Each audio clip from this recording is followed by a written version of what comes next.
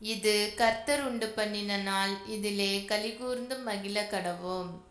உங்களை பரிசுத்தம் பண்ணி கொள்ளுங்கள், நாளைக்கு கர்த்தர் உங்கள் நடுவிலே அற்புதங்களை செய்வார். யோசுவா 3:5.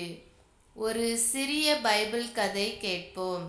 இஸ்ரவேல் ஜனங்கள் வாக்களிக்கப்பட்ட தேசத்தில் நுழைய ஆயத்தம் ஆனபோது அவர்கள் முன்னால் யோர்தான் நதி புரண்டோடி கொண்டிருந்தது.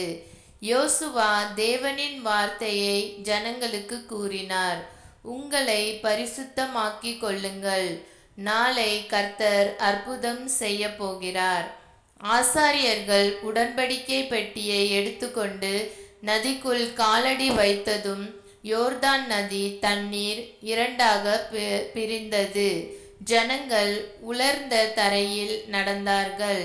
பரிசுத்தம், விசுவாசம், கீழ்ப்படிதல் இவை இருக்கும்போது தேவன் அற்புதங்களை செய்கிறார்.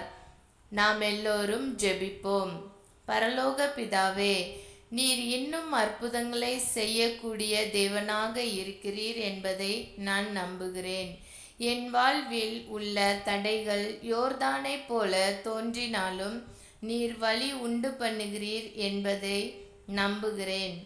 பரிசுத்தமாக்கி விசுவாசத்தில் நிலைநிற்க கிருபை செய்யும்.